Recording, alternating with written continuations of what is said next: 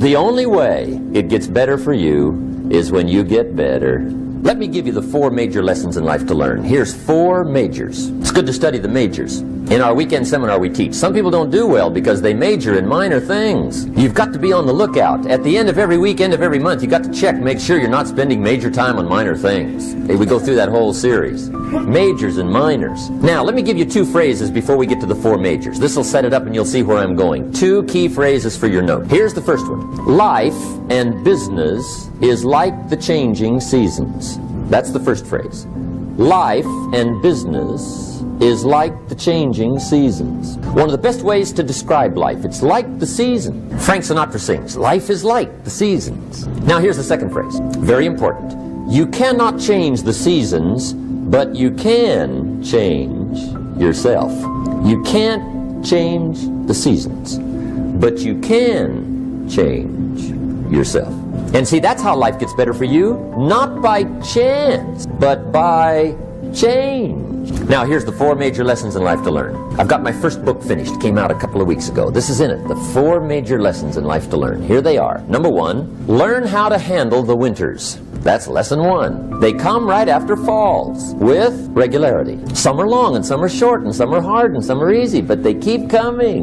You must learn to handle the nights. They come right after days. You must learn to handle difficulty. It comes right after opportunity. You must learn to handle recessions. They always follow progressions. For the last 6,000, see, it isn't going to change. The lesson you must learn is how to handle it. And there's all kinds of winters, right? The winter when you can't figure it out. The winter when it all goes smash. The winter when it turns belly up. The winter when it won't work, when you've run out of money and you've got a broken heart. See, those are winter times. There's all kinds. Economic winters, social winters, personal winters. When your heart is smashed in 1,000 pieces and the nights are unusually long, your prayers seem to go no higher than your head. It's wintertime. Barbara Streisand sings, it used to be so natural to talk about forever, but used to be's don't count anymore. They just lay on the floor till we sweep them away. You don't sing me love song, and you don't say you need me, and you don't bring me flowers anymore. A song of winter. But see, the disappointments come. Those are normal. That's part of life.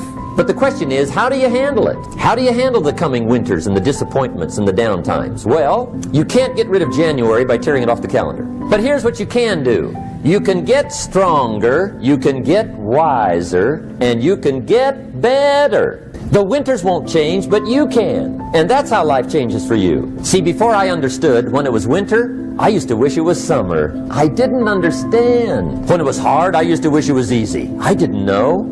And then Mr. Schoaf gave me a part of his very unique philosophy when he said, don't wish it was easier, wish you were better. See, that triggered my whole life change. Don't wish for less problems, wish for more skills. Don't wish for less challenge, wish for more wisdom. That's the key. So that's lesson 1, learn how to handle the winters. Here's lesson 2, learn how to take advantage of the spring. That's the second one. Spring is called opportunity. And spring follows winter. What a great place for it. If you were going to put it somewhere, that'd be the place to put it, right after winter. And pray tell, how often does spring follow winter? Every year with regularity, 6,000. You can almost count on it. See, opportunity always comes. Days follow nights. Isn't that terrific? Opportunity follows difficulty. But here's what you must learn to do. Underline these 2 words in that key phrase. Take advantage. Underline those 2. You must learn to take advantage of the spring. See, just because spring rolls around is no sign you're going to look good come fall. You gotta do something with it. In fact, you have to get good at one of 2 things in life. Planting in the spring or begging in the fall. Or get somebody to do it for you. See, those are about the only alternatives. Now here's what else you must do. Take advantage of the springs quickly, because there's only a few. Just a handful of springs have been handed to each of us. They don't come forever. Life is fairly brief. So you got to read every book you can get your hands on what to do with your springs while they're here. And take advantage, they soon run out. The Beatles wrote, life is so short. And for John Lennon, it was extra short. But life is brief. Elton John sings, she lived her life like a candle in the wind. It's brief. So whatever you're going to do with your life, you got to get at it. Don't just let the springs pass. Here's the 3rd major lesson in life to learn. Learn how to protect your crops all summer. You got to take care of what you start. Sure enough, as soon as you've planted your garden in the spring, the busy bugs and the noxious weeds are out to take it. And here's the next bit of truth. They will take it unless you prevent it. And that's the third major skill to learn. You've got to learn to prevent the intruder from taking all the good you start. It's one of the challenges. Here's two key phrases under number 3. First one, all good will be attacked on this planet. Maybe not the next one we get to, but on this one, all good will be attacked. Every garden will be invaded. Not to think so is naive. And here's the second phrase. All values must be defended. Political values, social values, community values, family values, marriage values, friendship values, business values. Every garden must be tended all summer. Third major lesson. Now here's number 4. Fourth major lesson in life to learn. Learn how to reap in the fall without complaint. Learn to reap come harvest time without complaint.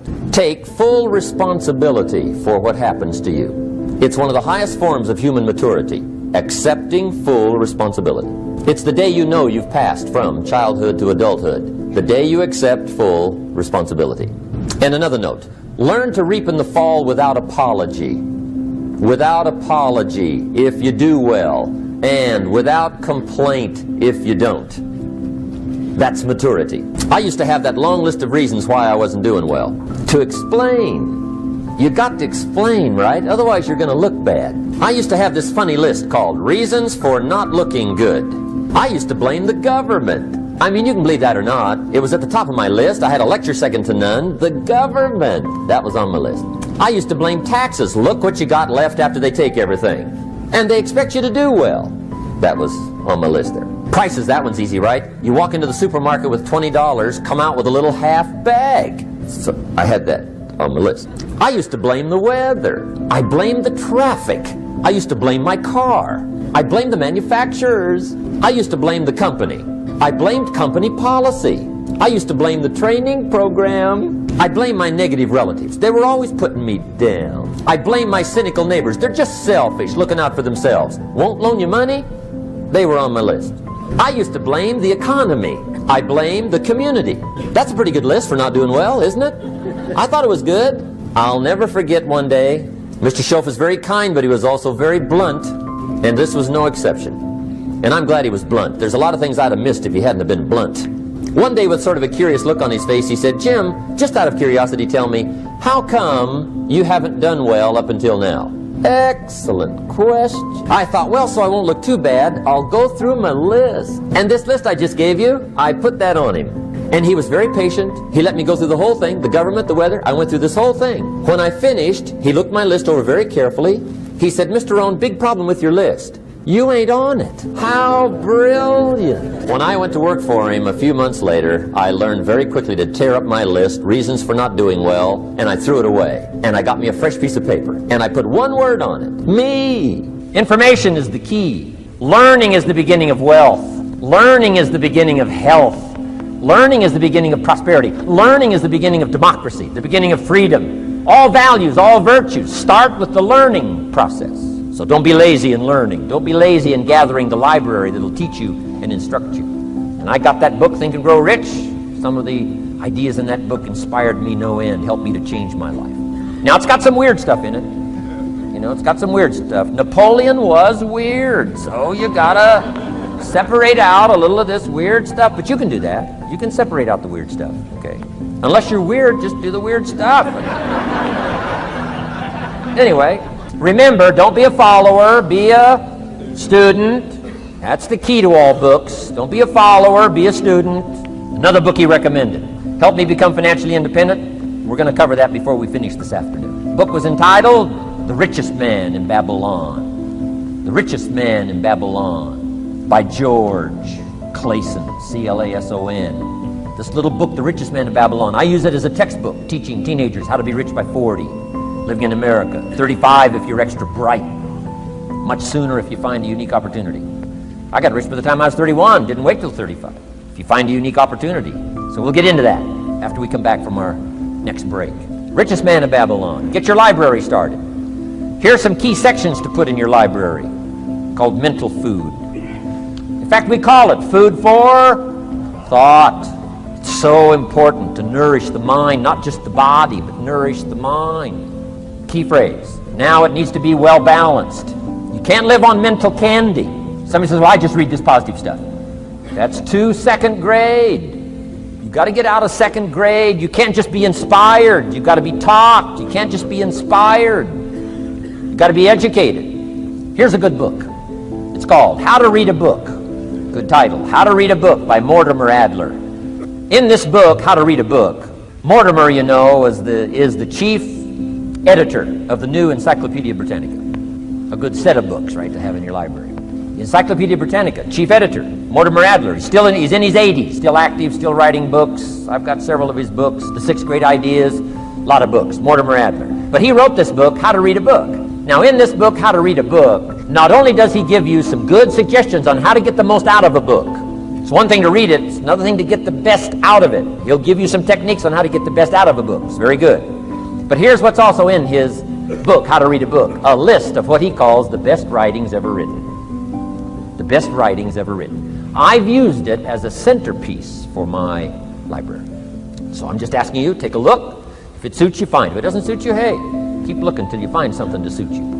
But well balanced. Let me give you some of that balance. Number 1, history. We've all got to have a sense of history. American history, national history, international history, family history, political history. We all need a sense of history. Shortest history lesson. Opportunity mixed with difficulty. No matter how far back you go, 1,000 years ago, 2,000 years ago, 3,000, 4,000 years ago, I'm telling you, it all reads the same. Once you understand the thread that it isn't going to change, then what's going to change for my life? Answer, looks like I'm going to have to change. History helps us to understand how it is, what there is to work with, seed, soil, sunshine, rain, and what human beings have done with it in the past, and how many of them have, like I did by age 25, they have messed up. That's what history's for. Be a good student of history. Here's a good book, Lessons of History by Durant. Lessons of History by Durant. This little book is only 100 pages, but I'm telling you, it's so well written, you'll be intrigued, as I was. This little book, Lessons of History by Durant. Next is philosophy. Durant also wrote a good book on philosophy. The Story of Philosophy. It's got a good rundown of the key philosophers of the last several hundred years, what they taught and some of the lives they lived. You might find it a little difficult, but hey, you can't just read the easy stuff. Key phrase to add here in parentheses, don't just read the easy stuff. You won't grow. You won't change. You won't develop. Tackle the more difficult stuff. Next, novels. Novels are good. Sometimes an intriguing story keeps our attention so that the author can weave in the philosophy he or she is trying to get across. Ayn Rand was probably better at that than anybody else I could possibly think of. Atlas Shrugged, some of those towering novels. The novel kept us intrigued, but guess what she was doing all the time? Feeding us her philosophy, feeding us her philosophy. Now, whether you agreed with her philosophy or not, you had to admit she was really good at getting it out there, weaving it through the story, in the dialogue and in the speeches and in the text. Fabulous. Novels. Novels are good. Now, here's a little personal advice. Skip the trash. Someone says, well, sometimes you can find something valuable in a trashy novel. I wouldn't go through it to find it. You can find a crust of bread in a garbage can, but I wouldn't go through it. Number 1, you don't need the reputation. So, not enough time to read the brilliant stuff, the good stuff. Skip the trash, really. My personal advice on personal development, becoming more valuable than you are. Next is biographies and autobiographies, the stories of successful people, unsuccessful people. There's some dramatic stuff. Right. Over the last 100 years, it's been written, biographies and autobiographies. Here's one of the best, the Bible. The Bible is a unique book because it's got a list of human stories on one side of the ledger, another list of human stories on the other side of the ledger. One's called examples, and the other's called warnings. And here's what we've got to have on biographies and autobiographies, both warnings and examples. In the Bible, the examples. The Bible says, look at these people's lives, follow them. Follow their philosophy, follow their advice. Then we got the warnings. Right? Don't do what these people did. They messed up their life and threw their life away. Vitally important, both sides of the scenario. Now, if your life story ever gets in one of those books, make sure they use it as an example, not a warning. Also, we need balance, both sides, balance, good and evil. Biographies, autobiographies. You need a book on Gandhi. You need a book on Hitler. One to illustrate how high a human being can go, and the other one to illustrate what? How low and despicable a human being can become. We need both sides of the scenario. Most of you lack the skills to sell your vision with clarity because you don't practice, and the travesty really is because you don't believe enough in it. You just don't. And if what you're trying to finance isn't your dream, isn't your vision, I mean, the banker or the person on the other side of the table sees through it clearly. They know just absolutely, definitively. Because at the end of the day, they want to feel down deep inside, warm and fuzzy, that this person or this person will do whatever it takes to pay me back the money. And if you don't believe with all your heart, then you're not going to, go that extra mile. That's what they want to believe. And most of you don't believe passionately in what you're doing. And that's why it's very easy for me to say you ought to turn the damn key. Just walk away. And look for something that you can passionately believe in. Is that so difficult?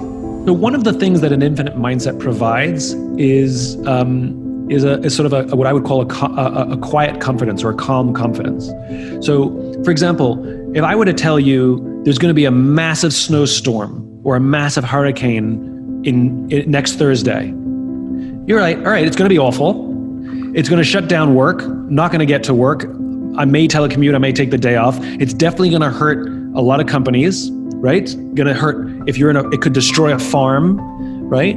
But we've had lots of hurricanes. We know how to deal with it. We know how to prepare for it. We know there's going to be a short-term hit, and we know how to ride it out. Traits that make you strange are the gifts that make you special. And so I know you're different because you wouldn't be here with me now if you didn't feel you're different. You probably don't fit in with most conversations. I sure don't fit in with most conversations. I don't know a lot about most things that most people talk about because I don't participate in the majority.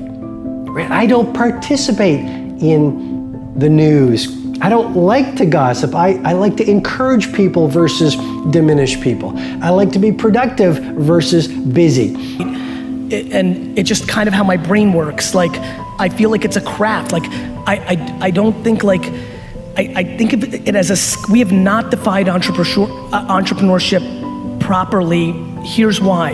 Again, I absolutely believe people that go to school for entrepreneurship can get better at entrepreneurship from that process. I desperately believe that entrepreneurship is a talent similar to singing and playing sports. And I think that I'm on that spectrum, and that gives me confidence in this one little narrow thing of entrepreneurship because if I don't do what I'm supposed to do, then I deal with regret and doubt. I've done it before. I've done it a lot of my life. I've felt those feelings. I don't like it. So what I do is I just don't do that. I just say, well, what is the difference? If I don't do it, then I'm gonna have to feel like I didn't do it and feel like a loser. So get after it. You don't gain confidence by going to the spot that makes you feel good. It's gonna be a false reality. And the second life gives you that challenge, all you wanna do is go back to what made you confidence or what gave you confidence. Is that happy spot? No. What gives you confidence, what gave me confidence was spending years at a kitchen table trying to learn how to read and write on my own. Realizing I can't learn the way you learn. I can't. And what you expect from the world is surely gonna hurt you. So here's an assignment for you. For the next 40 days, every morning you are to write 40 statements of I am. I am love. I am beauty. I am peace. I am joy. I am power. I am worth. I am value. I am truth. I am life. I am. Well, help, whatever it is, I am. And write it as a noun, not as a verb. But I can learn. What gives you confidence, not being afraid, is overcoming the fear. I used to stutter severely bad. So right now, I don't know how many people are gonna watch this. You know what gives me confidence? Is knowing I no longer care if I sit here and start stuttering to you. Yeah. That's what gives me confidence, is facing these things, overcoming them. And maybe not overcoming them every day, but facing them. And facing them and facing them. Pretty soon like this, you know what, man, this is where it's at. It's not in that comfort zone. It's in the discomfort zone.